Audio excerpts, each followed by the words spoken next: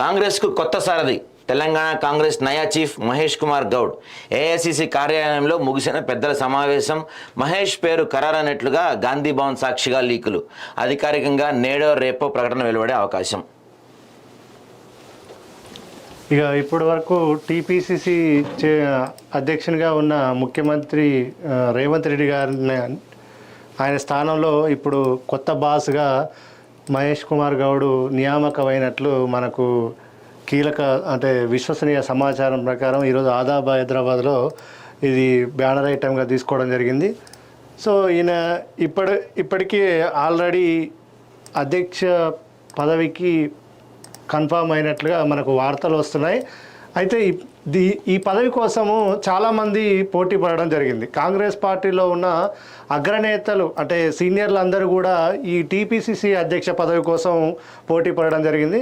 ముఖ్యంగా ఇది BC SC ఎస్టీలకు మాత్రమే దక్కాలని చెప్పేసి ఆయా సామాజిక వర్గాలకు చెందిన ముఖ్య నేతలందరూ కూడా లాబింగ్ చేయడం జరిగింది.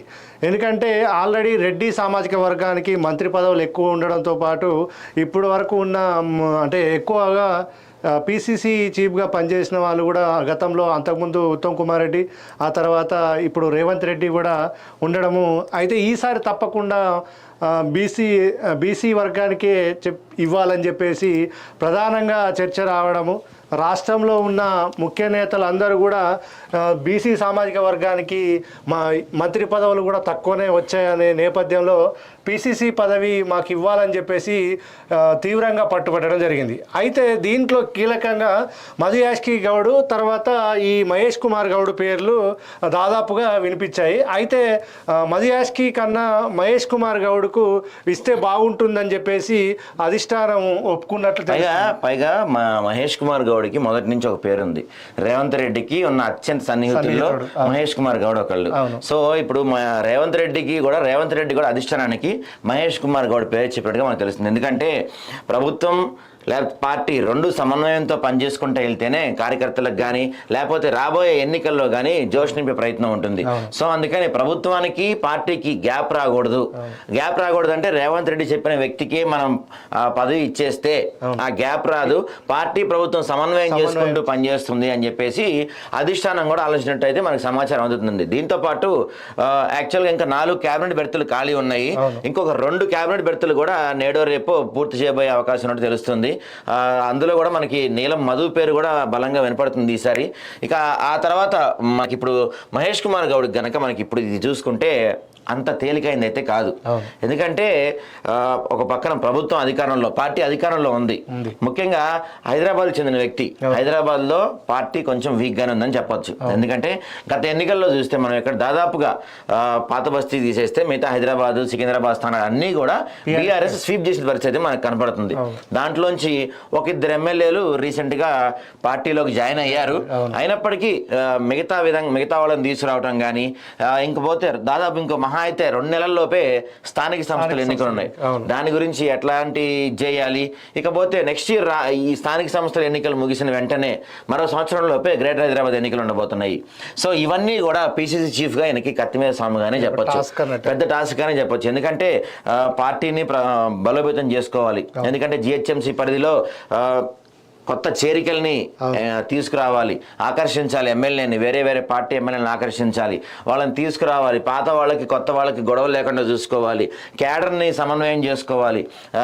తొందరలోనే మరి 2 నెలల్లోనే ఆయనకి ఎలక్షన్స్ ఉంటాయి.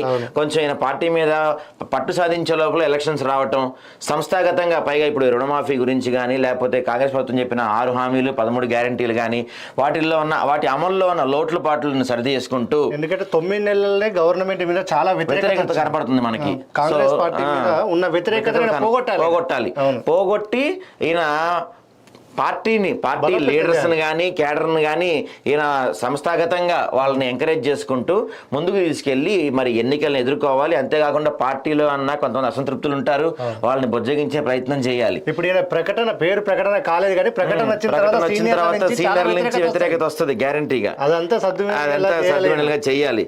అయితే సో ఇప్పుడు నేడో రేపు ఈయన పేరు అనౌన్స్మెంట్ జరగనుంది. జరిగిన తర్వాత మరి మనం ఎప్పుడు చూస్తూనే ఉంటాం, కాంగ్రెస్ పార్టీ అన్నాక ఒకరికి ఏదన్నా మంత్రి పదవో లేకపోతే ఒకరికి ఏదన్నా అధ్యక్ష పదవో ఏదైనా ఇవ్వటం ఆలస్యం, ఒక నలుగురు ఎదురైతే వెంటనే వచ్చి ప్రెస్ మీట్లు పెట్టేస్తారు.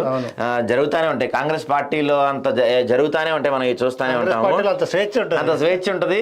మరి ఇప్పుడు కొంచెం రేవంత్ రెడ్డి అంటే గతం కాంగ్రెస్ గురించి చెప్పాలంటే రేవంత్ రెడ్డి ముందు కాంగ్రెస్, రేవంత్ రెడ్డి తర్వాత కాంగ్రెస్ అని చెప్పొచ్చు. మనం గతంలో చూసుకుంటే వైఎస్ రాజశేఖర రెడ్డి ఎలా అయితే పార్టీ మీద పూర్తి స్థాయిలో పట్టు సాధించాడో, ఆ తర్వాత అది అంత స్థాయి కాకపోయినా అంత దాదాపు సమానంగా రేవంత్ రెడ్డి కూడా పూర్తి స్థాయి పట్టు సాధించాడు. వాస్తవంగా రేవంత్ రెడ్డి అధ్యక్ష పదవులు తీసుకున్న తర్వాతనే తెలంగాణలో కాంగ్రెస్ పుంజుకుందని చెప్పొచ్చు.